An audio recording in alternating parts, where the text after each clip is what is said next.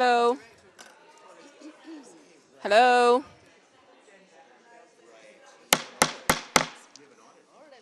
I've always looked forward to using this, so thank you for giving me the opportunity. I hope everybody gets a chance to at some point. Hi, everyone. Good morning. My name is Zina Muhammad. I'm from Nigeria, and I'm happy to be moderating this wonderful panel. Thank you for making it so early here. I know it's not easy on the second day where CSW is very intense. So thank you very much for making time and being a part of this. I'm really grateful to be on this panel with people who care about issues that are very close to my heart. People having equal access to public services is something I have worked on for a very long time. So I'm glad to be in a panel with civil society and government people who have put in years of work into this, not just in policy, but in action.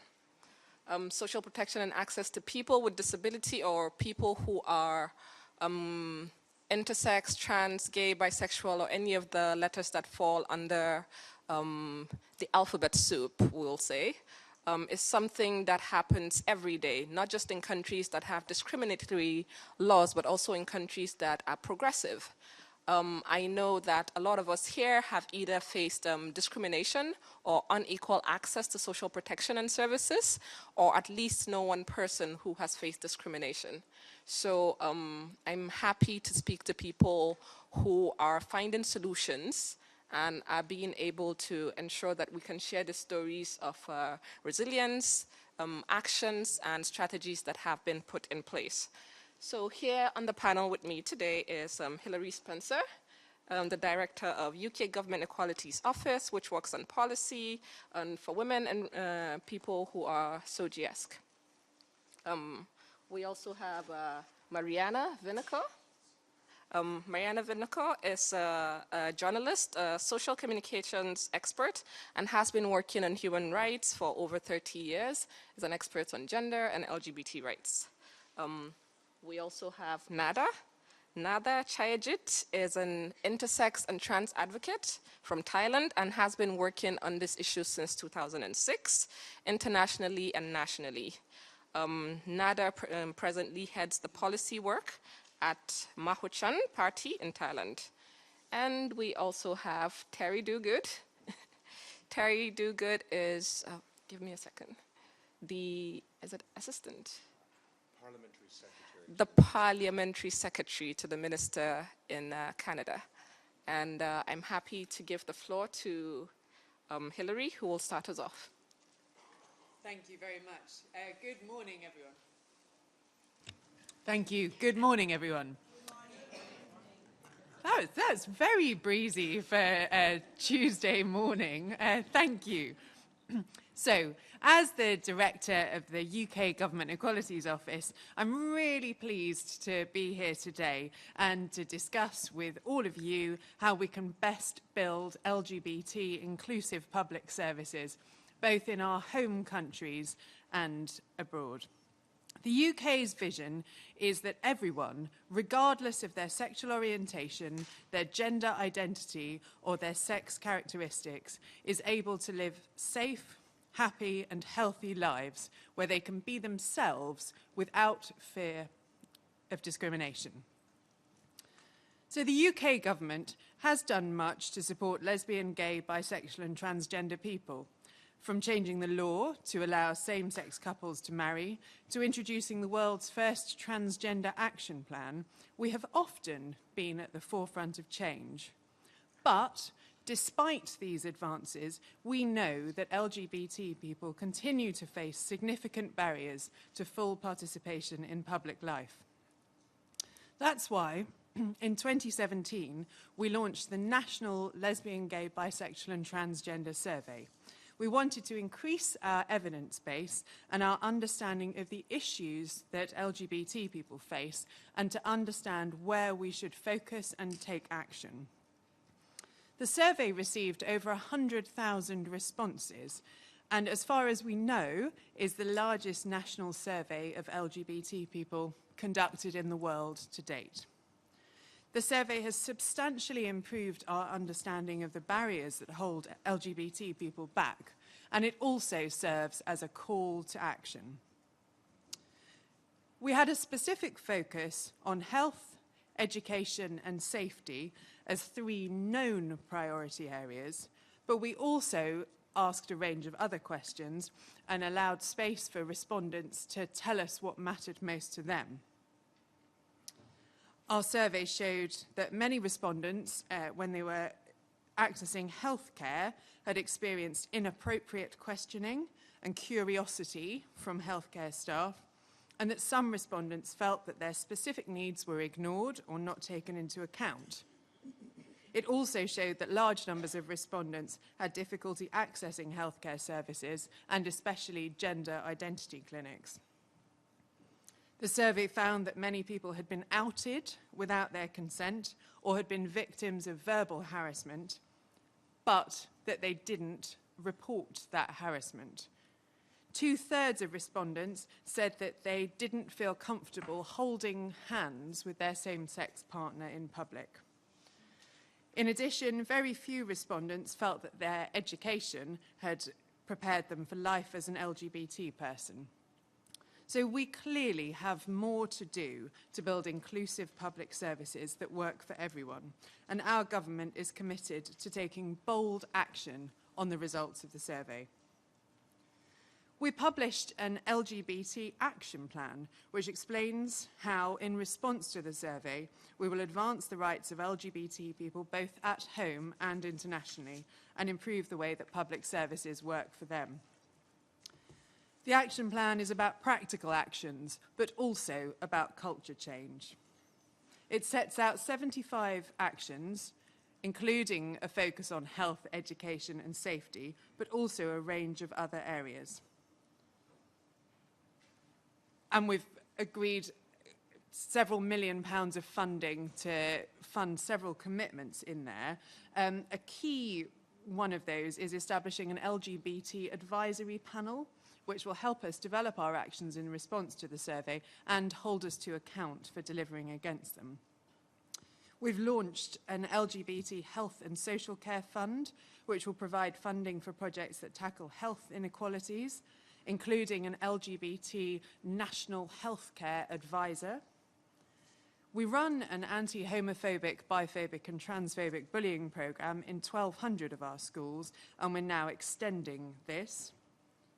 We've established a fund to support the LGBT sector, with funding going to an LGBT consortium to distribute small grants to locally based interventions that support and increase the visibility of diverse LGBT people and communities. The LGBT consortium will also develop and deliver a free skills development and training programme available to LGBT organisations across the country. And this will help LGBT sector organisations grow, develop and become more sustainable over time. We have also committed to bring forward proposals to end conversion therapy, as 5% of respondents to the survey had been offered conversion therapy and 2% had undergone it, and we believe this is unacceptable. As 55% of respondents experienced some form of harassment or an homophobic incident, and many didn't report it, we're also working with the police to improve the response to LGBT hate incidents. So, lots for us to do. There is progress that the UK has made here, but this survey, as I said, acts as a real call to action for us. Internationally, we want to champion the rights of LGBT people, not just at home, but also around the world.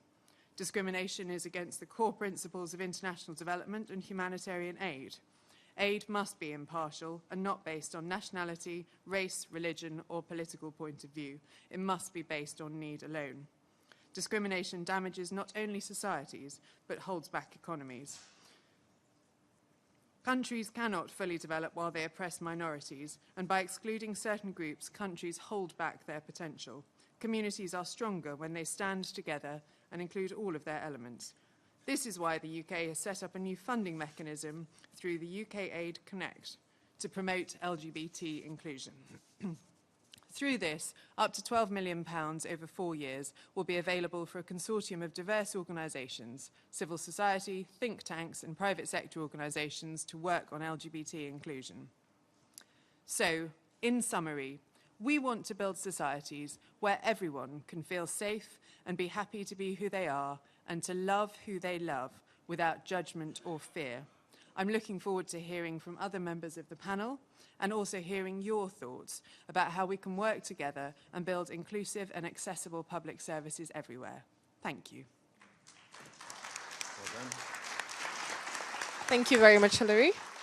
I just want to follow up and ask, what led to this nationwide poll? Was it an ask from the community, or was it policy that was pushed from government? So it was a combination of those approaches. We looked at the evidence that was available about the challenges facing the LGBT community, including what works and what doesn't.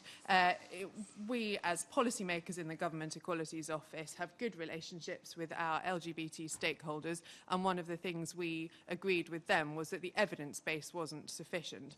Then, in discussion with ministers and with politicians, we agreed we wanted to increase our evidence base, but also that we wanted to have a specific focus on health, education and safety, as we knew from our existing evidence that those were areas where people were, where there were particular concerns. So a combination, partly led by consultation and engagement with civil society partners, but also a clear political mandate that the government wanted to take significant steps to improve the situation. Mariana, so from your work in Latin America, can you please help us expand on what the barriers to access to healthcare and public services are? Sure, thank you very much. And I will speak on the issue of gender ideology and how that relates to efforts to advance LGBTI women's and persons' rights, particularly related to public services, one of the issues that are being discussed in this CSW 63. Guatemalan writer Augusto Monterroso was the author of what is often credited to be one of the world's shortest stories, El Dinosaurio, the dinosaur. In fact, the story states, upon awakening, the dinosaur was still there. Regarding what is happening throughout Latin America, we could paraphrase Monterroso's polysemic story and say, upon awakening, gender ideology was already here. There are many hypotheses to answer or reasons on why the fight against what conservative and religious people call gender ideology has established itself in Latin America. But the reality is that this wave has arrived and established in our countries, and in many ways, things are not going well for LGBTI and women. Under authoritarian religious governments and/or fighters against gender ideology, many women and LGBT persons are forced to work in the informal market. They suffer from discrimination at health care. Many of them are rejected from the formal education and even killed because of their work as human rights defenders.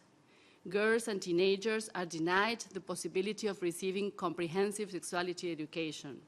Women and LGBT persons also face obstacles in their access to contraception, to sexual and reproductive health, to hormone therapies, etc.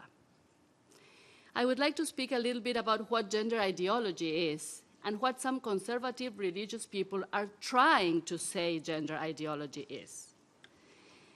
In his latest report, the independent expert on protection against violence and discrimination based on sexual orientation and gender identity took into consideration the gender ideology issue and noted the emergence in certain regions of the world of a populistic discourse that seeks to delegitimize the plight of persons discriminated against on the basis of sexual orientation or gender identity through an attempt to rebrand the term gender ideology.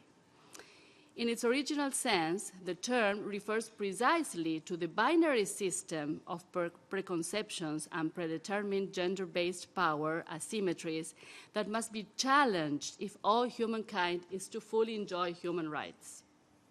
End of the quote. In the same line, specialist in feminist studies, Teresa de Lauretis, says that gender has the function of constituting concrete individuals as men and women. In that process is precisely where you can see the gender relationship with ideology and see it also as an effect of gender ideology. Due to ideology, people are built according to certain genders that are also related to class, race, sexual characteristics, etc. Nevertheless, some conservative and religious groups are trying to impose a different concept of what gender ideology is. They say and disseminate that it is an LGBT and feminist-led movement that tends to destroy the traditional family and the natural order of society, and that it is against science and biology. In the name of their fight against gender ideology, these conservatives justify violence and discrimination against women and LGBTI people. I cannot help but agree with the independent expert Onsoghi when he says that the notion that there is a gender norm from which certain gender identities vary or depart is based on a series of preconceptions that must be challenged if all humankind is to enjoy human rights. So what gender ideology means, it has nothing to do with what anti-rights groups are fostering. It is not a matter of women's liberation or LGBT human rights. I wish it were. But a system that tries to strengthen some bodies and identities to the detriment of many others. Following the false concept of gender ideology, decision makers in many Latin American countries have been working to reverse public policies that support LGBTI and women's access to public services. Brazil has a new minister, or Brazil's new Ministry of Women, Family and Human Rights decided not to attend to LGBT issues anymore. Brazil's Minister of Education shut down a section of the ministry devoted to diversity and human rights. In 2011, religious congressmen succeeded in their lobby to stop the distribution of a package of educational videos produced by the national program School Without Homophobia, created in 2004. In 2014, conservative Congress members in Brazil edited the Brazilian National Plan of Education and removed the clause that stated that one of the goals of the public educational system is to overtake educational inequalities with emphasis on the promotion of racial, regional, religion, and sexual orientation. Brazil is not the only country where LGBT rights are under threat. A strong alliance between fundamentalist factions of Catholic and evangelical churches are influencing public policies and laws throughout the region, based on what they consider is a dangerous thing, to allow people to self-identify with whatever gender they feel and to teach children about soggy issues. The Paraguayan government has forbidden teaching gender ideology at schools. The prohibition is based on the protection of the family as the one built only by a man and a woman. Something similar happened in Peru, where the campaign Con mis hijos no te metas, something like don't mess up with my children, succeeded in its goal to withdraw concepts such as gender identity or gender construction from basic school curricula. In Panama, fundamentalists made joint statements rejecting the advisory opinion of the Inter-American Court of Human Rights about gender identity and same-sex marriage. In Bolivia, after the 2017 gender identity law, conservative and religious sectors began creating obstacles to the law's implementation. In November 2017, the Constitutional Plurinational Court decided that a paragraph of the identity law was unconstitutional, thus prohibited marriages and adoptions of people that had chosen to modify their gender identities.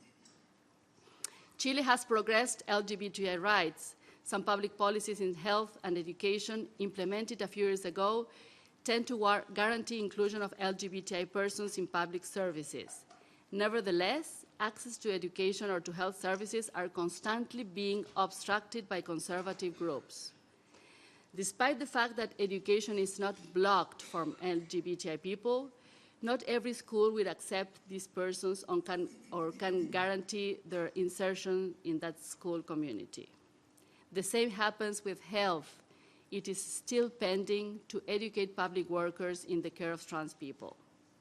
In Colombia, due to violence and discrimination, LGBT persons experience barriers in their access and permanence in formal education. This situation impacts on their school careers and their life projects. There are some cases of trans kids who don't have access to some schools or are obliged to wear uniforms or use bathrooms that don't fit or match the gender they are identified with. More data on Colombia shows that trans identities are pathologized in their access to health. Those who need medical treatments or surgeries to modify their bodies must end up in clandestine places to have what they are looking for, thus putting their lives at risk. In Argentina, despite having a gender identity law, only during the first 3 months of 2019, 36 trans and transvestite women were assassinated. A 15-year-old girl died because of an unsafe abortion, and at least 2 11-year-old girls were denied the right to a legal abortion in public hospitals after they were raped and became pregnant. Despite their ages, both girls underwent C-sections because doctors in public hospitals delayed or denied them attention, waiting for the pregnancies to advance week through week. Although there is a law saying every student has the right to receive comprehensive sexual education, there is an important campaign throughout social media claiming falsehoods about CSE, saying that supporters tell kids to ignore the sex they are assigned at birth, encourage them to masturbate, or promote homosexuality. The Con mis hijos no te metas, the don't mess up with my children, has also arrived in Argentina. Countries from Central America are not the exception. A lot of discrimination against LGBTIQ is also common practice in Guatemala, Honduras, El Salvador, and Nicaragua in terms of access to work, education, health, and justice. Only Costa Rica and Panama have decent conditions in terms of physical facilities for health services related to HIV/AIDS, but both countries still need health workers to stop discrimination and stigmatization of LGBTIQ. Given these examples, more than against what conservative groups call gender ideology, what we should fight against is biology as a destiny. We should fight against the ideology that tries to impose on us a unique way of how a person must act, love, and dress. And to do so, we must guarantee every person, particularly LGBTI and women, all their human rights.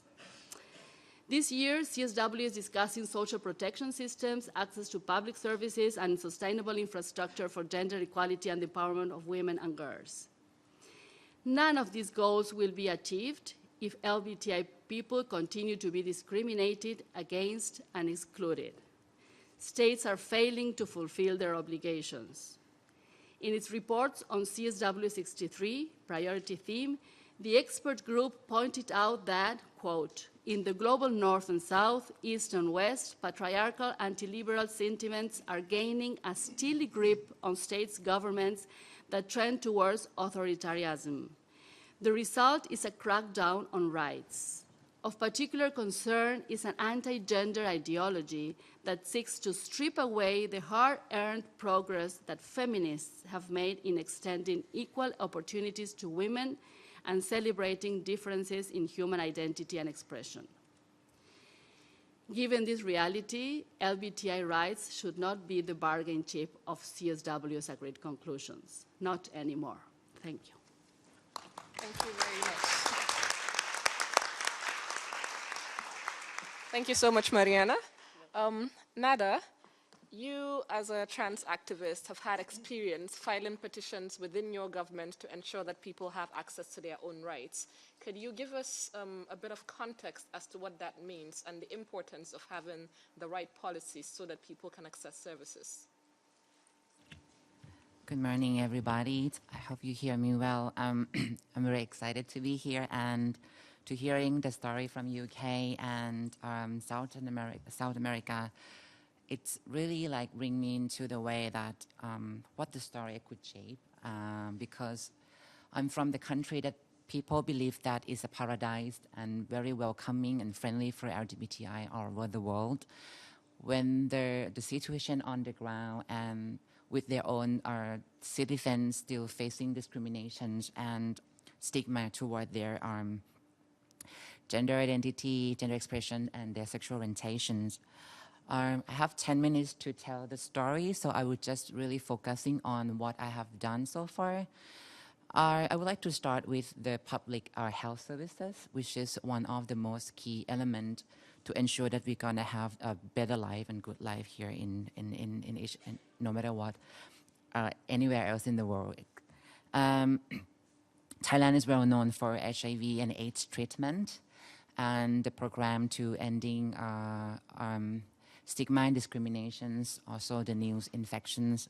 But what the program designed is just to scope on the HIV prevention and care, but transgender people, we need more than just that.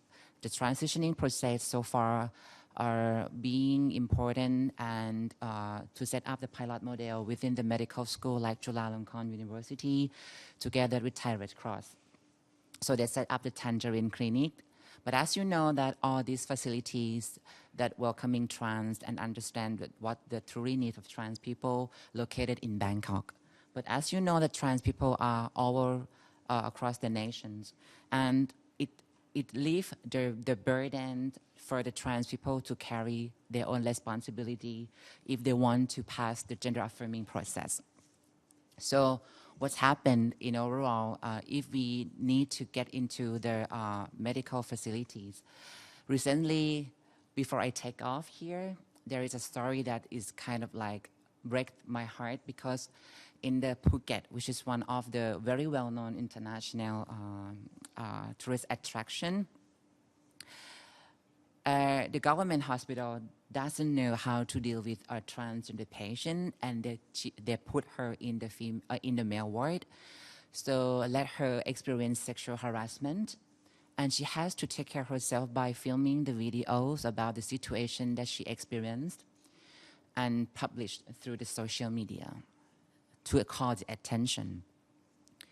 And what the hospital trying to do is to put her into the monk ward, the monk, the priest, the ward, instead of ensure that she has the right to define her own gender identity and access to the word that reflects on her true identity. This kind of stories still happen around in Thailand, even my personal story or within my transgender sisterhood. What happened?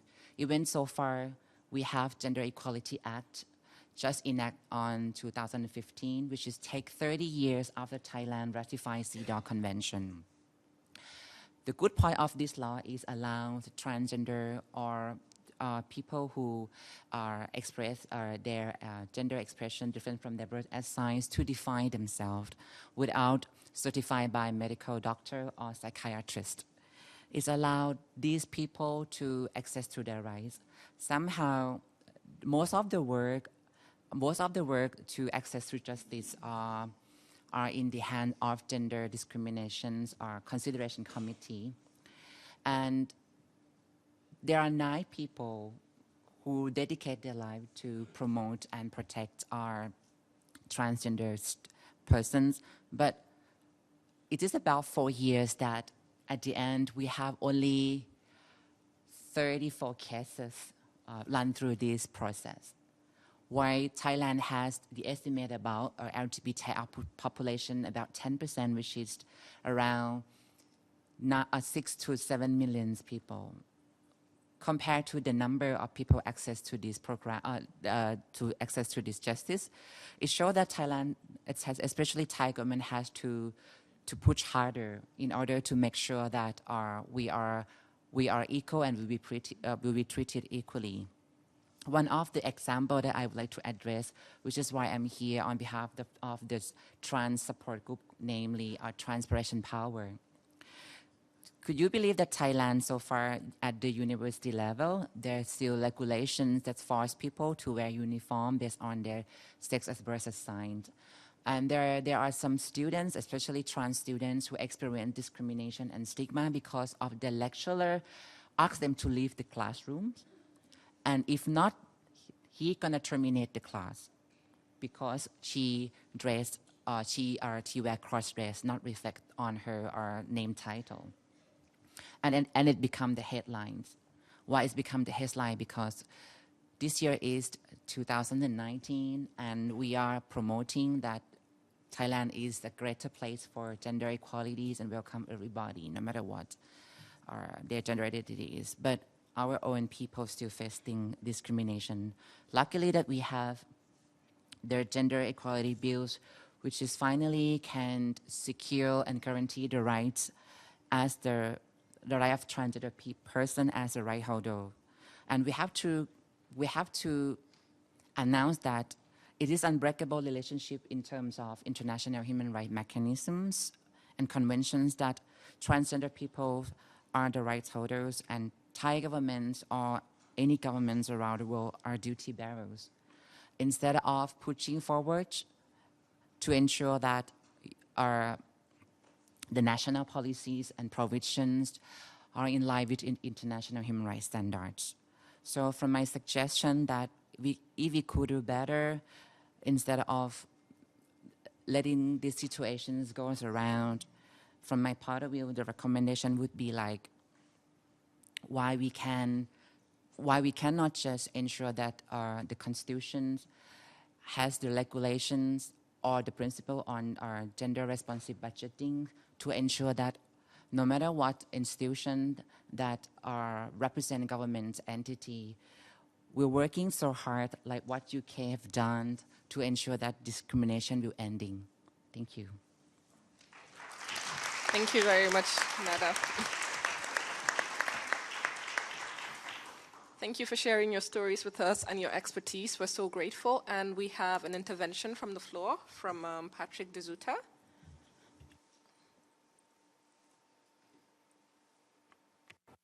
Yeah, thank you so much. Thank you for giving me the floor for a couple of minutes. I'm a professor in gynecology. I'm also a politician, a parliamentarian in the Council of Europe and the Senate in Belgium. I'm a trans woman myself, so I'd like to take the floor to share with you some experiences. I'm mainly working, and in this for this reason I'm here in the field of SRHR. That's why CSW, of course, is important, and I think SRHR also for LGBTI people is extremely important. I've been treating trans men and women for fertility issues for 20 years now, and I think this is a really important issue that we usually don't mention.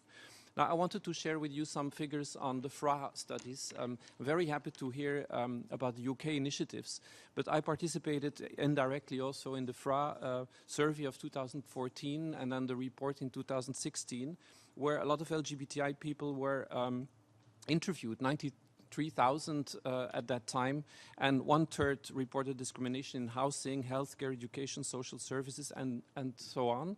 1/10 of all respondents in healthcare issues, and for trans people it was even 2 out of 10. 20% of people reported discrimination in access to healthcare services. Now, the 2016 FRA report was actually on professionals. They interviewed professionals and public officials in, again, healthcare, public, and other issues like education, law enforcement, and so on. They interviewed more than 1,000 people in 19 EU member states. I don't remember if the UK was part of that, but anyhow. So the majority of people said that EU legislation and policy frameworks were a very positive driver to change and adapt national legislation, but there were a lot of drawbacks. Many mentioned very negative public attitudes towards LGBTI people in specifically, again, the healthcare issue, or professionals themselves displayed negative attitudes that we really could call homophobic and transphobic. Some called homosexuality disease, and we're talking about EU just 3 years ago, and healthcare professionals that are supposed to be trained, or some even say homosexuality. All these things were imported by foreigners, and we are mainly talking, I'm sorry to say, about Eastern European countries where the situation is worst. Also, information awareness is mainly lacking on the issues of rights and needs of LGBTI persons, and it was clear that continuous training is the key, is really the answer to that problem.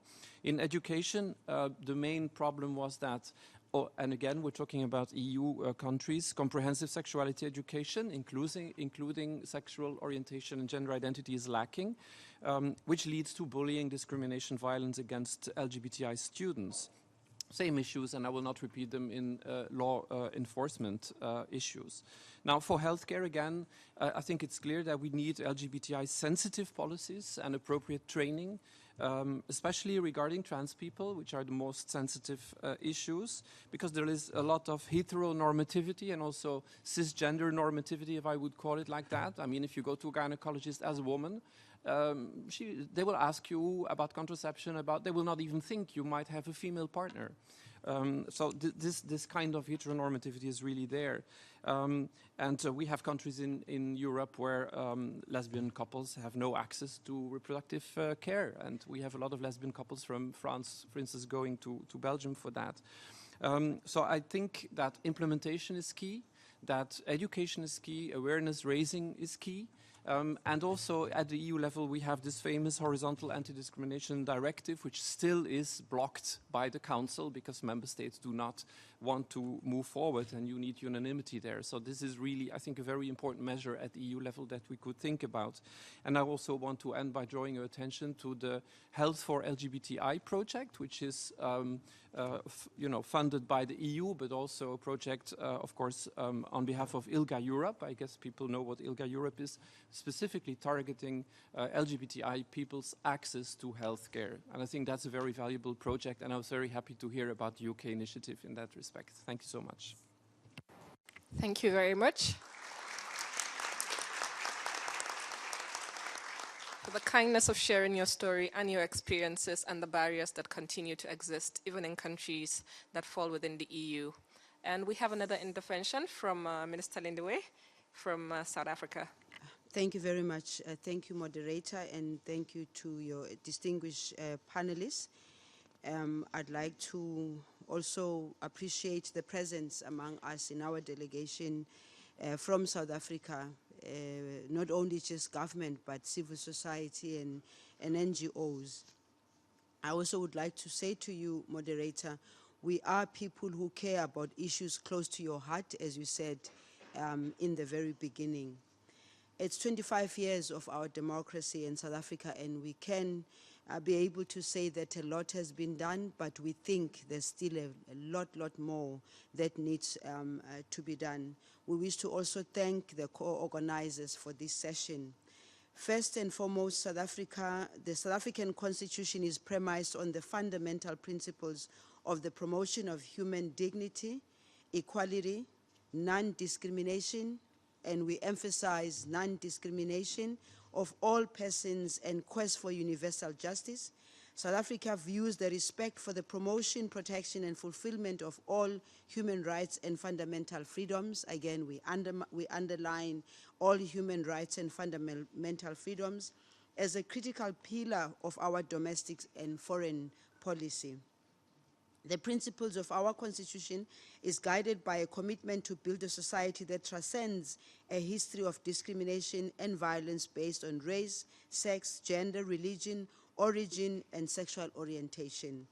Our constitutional principles also reflect the need to undo the legacy of systematic social and economic exclusion of all previously marginalized communities, in particular in how we provide social protection services.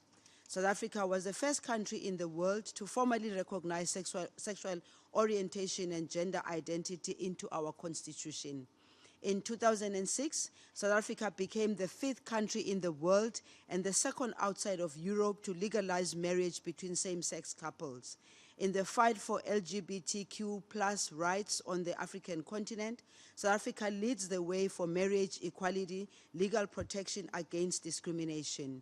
In 2011, South Africa initiated a resolution in the United Nations Human Rights Council in support for human rights of the LGBTI community, which resulted in the first ever UN declaration in support of LGBTI human rights. Regionally and globally, South Africa continues to advocate for non-discrimination, including non-discrimination on the basis of sexual orientation and gender identity. And we must say, this isn't easy, not for ourselves in the country, but also even the African continent, but we're committed to continuing the fight.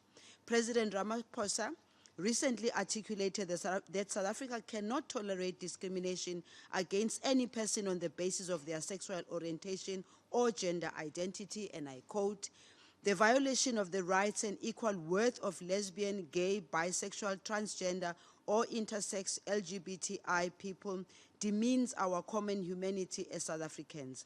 He continued to note that, and I quote, "Not only does it expose individuals to pain, suffering, and even violence, but it often limits access to social services and economic opportunities for LGBTI people in our country.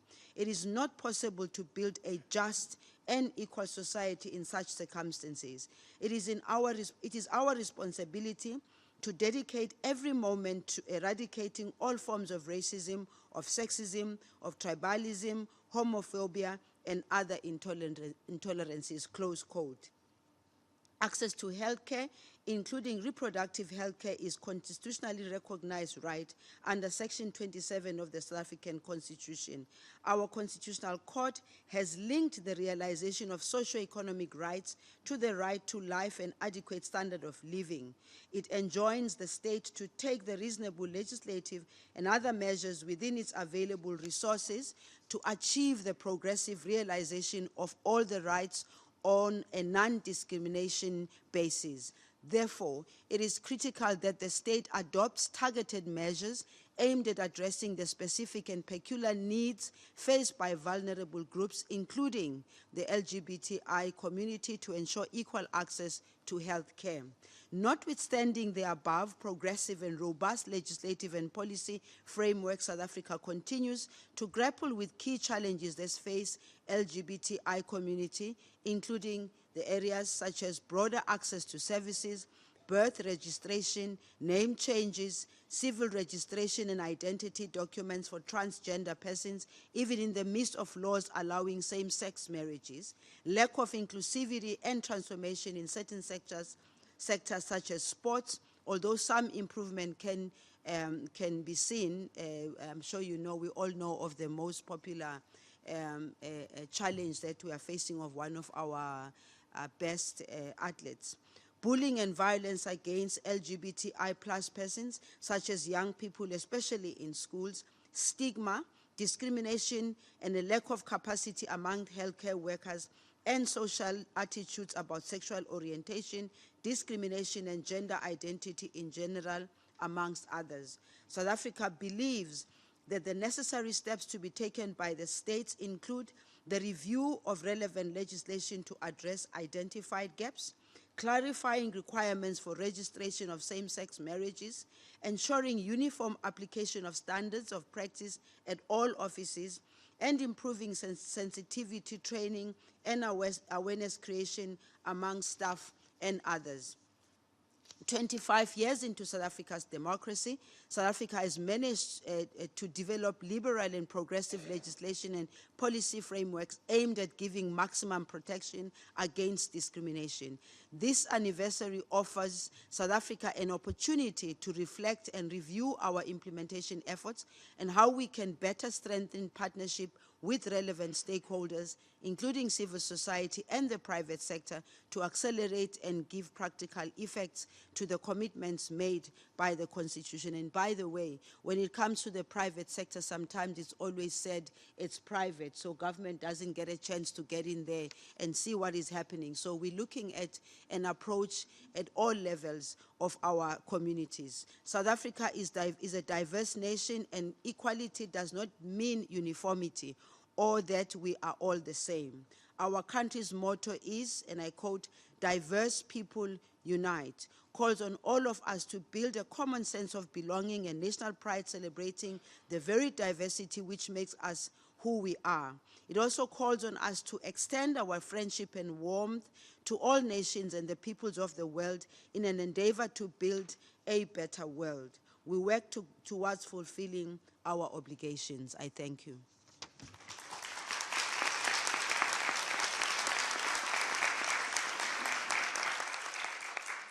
Thank you very much, Minister Lindiwe, for that very comprehensive examples, for the progress made, and for the continuous leadership within the African bloc. And now we have another intervention from the floor, from Linnea, from the Episcopal Church. Thank you very much. Good morning. Can you all hear me? Yeah? Okay. Thank you very much to Canada, the UK, and our panelists for today's discussion, and a special shout out to the United Kingdom for this opportunity to speak.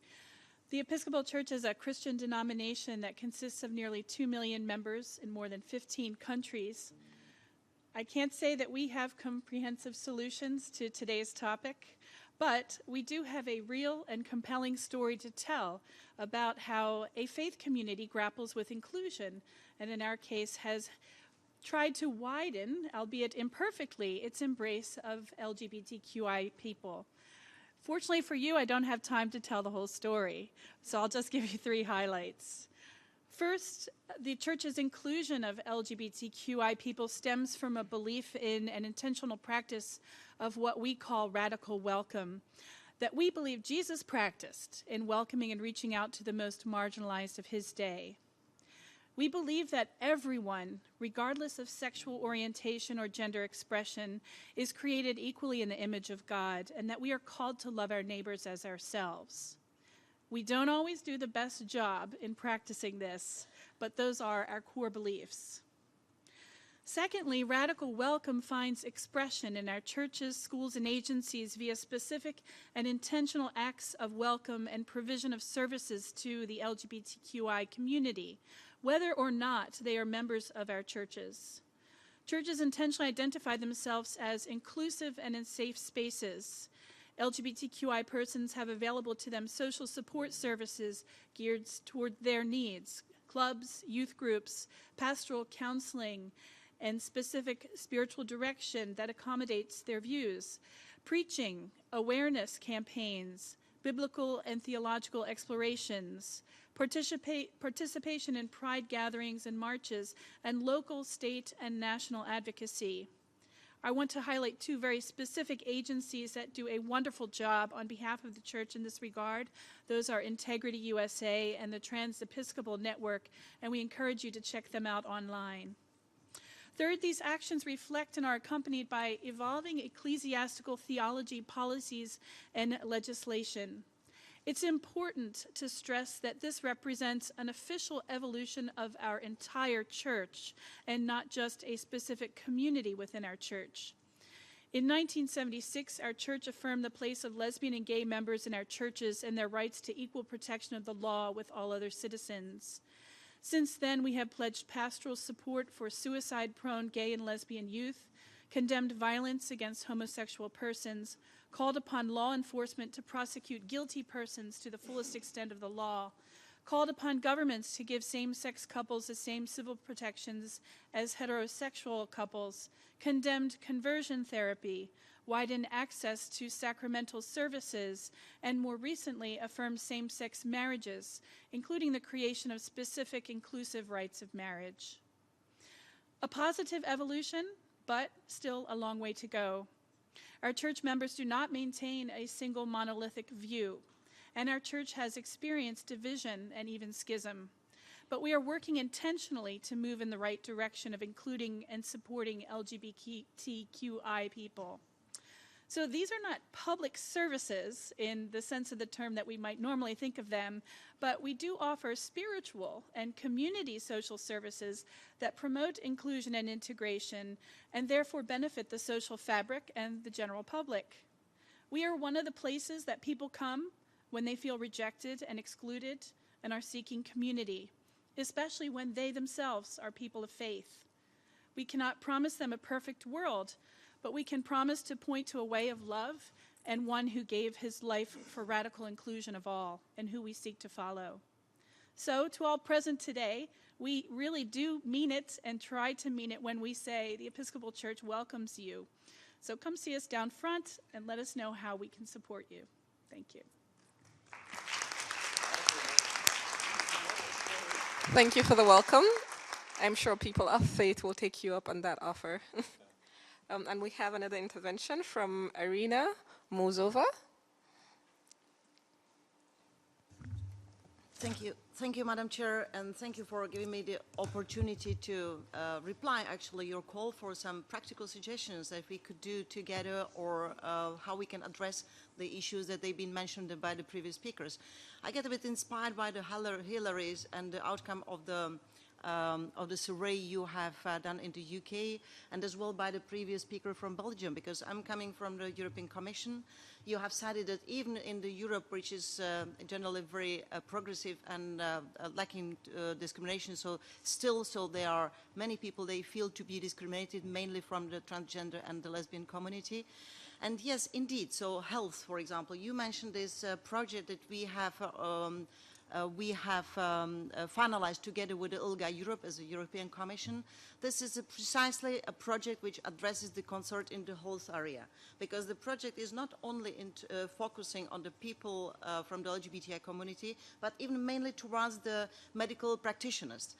It produces a toolkit which is transferable towards all the members of the European Union and even beyond, because it gives opportunities and highlights so how to address the specific concerns of the LGBTI people in the matter of the healthcare. Equally, we have got the lesson from the surveys, and we have addressed the issue of the schooling. And we have organized specific seminars devoted to the bullying and how to overcome this phenomena in the European schools. And we produce a set of the suggestions which could be then reproduced at the national level, at the school level, by the different stakeholders and civil societies. I would add into your list as well, but some previous speakers, they addressed it as well, the issue of the administrative borders.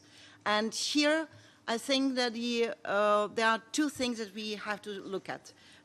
How it is addressed at the level of the governments and local authorities, where we could eventually push forward the inspiration, so what are practices to help and how to address the particular difficulties in the specific country setup. But as well, so we have to address the issue of the awareness. And that's why, for example, so we have launched a series of the video clips devoted to each and every letter LGBTI. And the T letter, transgender, is a small video clip which is get viral. It has been seen by thousands of people in Europe, and I hope worldwide as well, and speaks about a personal experience of a person who is transgender and is living in the country.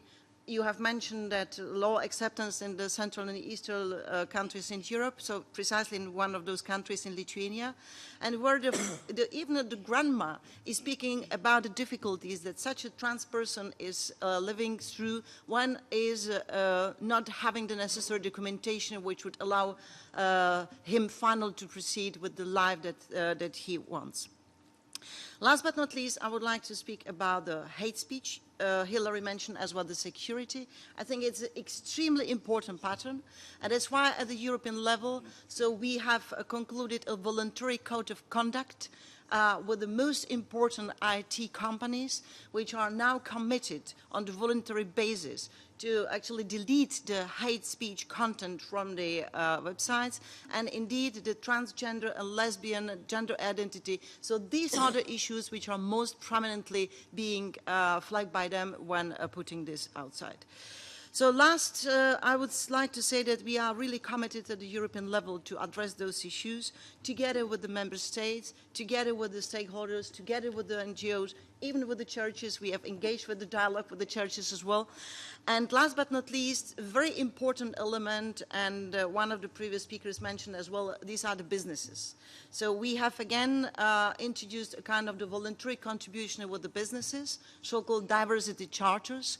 And those businesses, they understand that the company which is sensitive, which promotes non-discrimination, which gives equal opportunity to the people of different gender and LGBTI background. So such a company finally has a better economic impact and is more successful. And those companies, they are knowledgeable about it, developing different concepts which are shared now at the European level. And I think this is something that could be eventually done as well, not only Europe, but even outside. Thank you very much, Madam Chair. Thank you for the intervention. I'm aware that we're quickly running out of time, so I will pass us on to Terry Duguid from Canada. Well, thank you, Zina. Good morning, everyone. I'd like to recognize the indigenous peoples on whose land we gather, the Lenape people. And again, I'm Terry Duguid. I'm a member of Parliament from the province of Manitoba, which is in the center of Canada. It's a little colder there than it is here today, this beautiful 2 degrees that I'm experiencing. But as Zina mentioned earlier, I'm the Parliamentary Secretary to the Minister of Women and Gender Equality, the Honourable Mariam Monsef, who is giving a speech to UNICEF this morning, so she can't be with us. But I want to start by thanking my UK colleague, Hilary. We co-hosted a session last year, and we're once again doing that this year on a very important equality topic. I hope we can make this an annual event. And a big shout out to all of our speakers who have highlighted the very real barriers to receiving public services related to people's sexual orientation, gender identity and expression, some of the great interventions that we've had from the floor. And of course, we've heard about the challenges, but we've also heard some very good news about some of the solutions to these challenges. I also wanted to thank the LGBTI caucus, who I know is spread out throughout the audience. Minister Monsef and I met with the caucus yesterday, and I want to thank them for giving us some very practical suggestions on how we as governments work with you to advance human rights and how we need to bring an intersectional lens to our equality work to ensure that this work is inclusive of everyone, how we need to continue to listen to people with lived experience, bring community specificity to our work, and ensure that our programming reaches the vulnerable and that sustainable funding is there to support the work. As we've heard from our speakers this morning, where there is bias and discrimination, there can be no equality, and that's why Canada is proud to support the CSW priority theme for access to public services.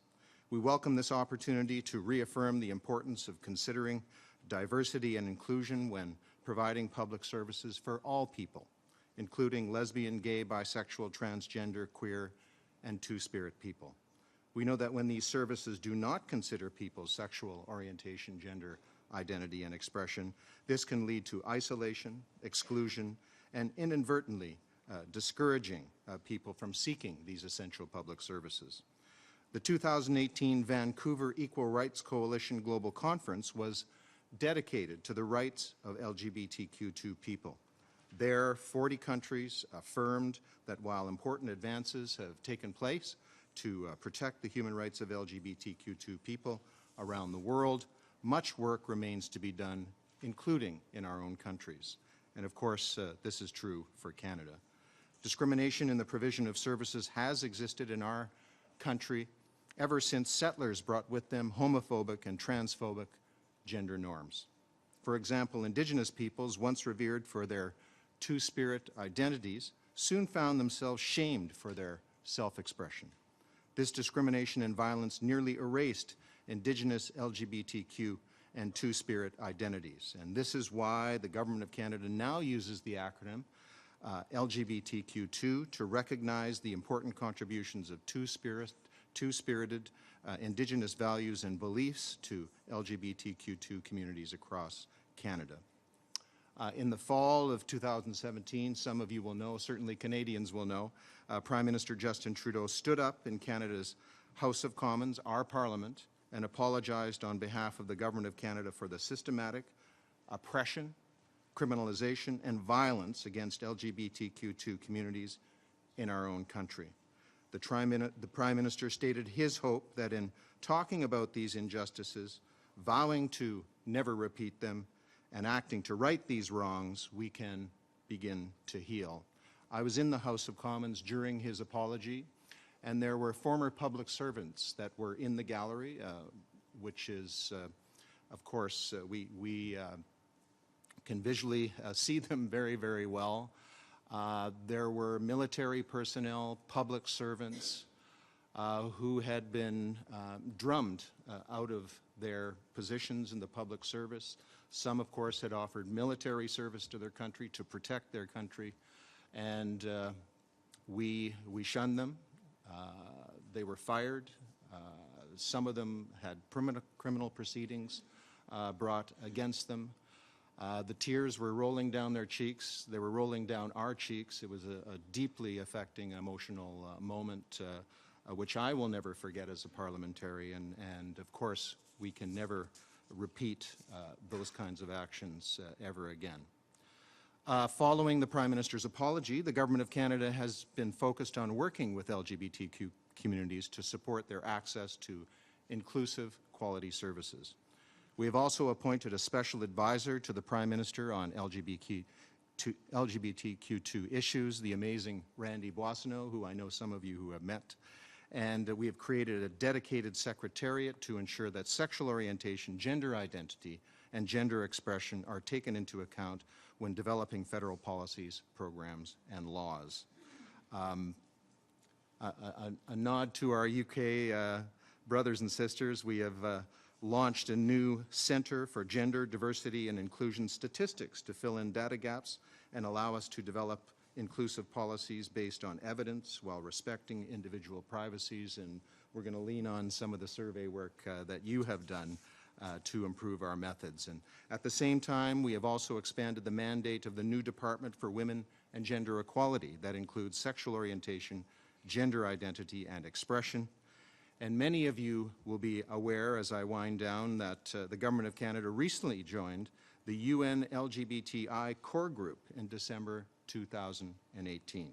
And one of our very first steps as a member of this group was to announce $30 million in LGBTQ2 development funding over the next 5 years under the Government of Canada's Feminist International Assistance Policy. An advisory committee made up of LGBTQ2 leaders will oversee this work, which will include support for LGBTQ2 services in developing countries, ensuring that the perspectives of stakeholders are front and center. And as this discussion today has shown us, there is much more to do to ensure the quality of LGBTQ2 individuals, but as we heard today, much great work has begun to move our societies closer to the goal of full equality for all our citizens, no matter what their gender identity or gender expression or sexual orientation. I want to thank each and every one of you for being here. Again, thanks to our panelists. Though the voices of LGBTQ2 people may not have been heard in the past, we must all commit to ensuring that from now on they will be heard loud and clear. Thank you very much.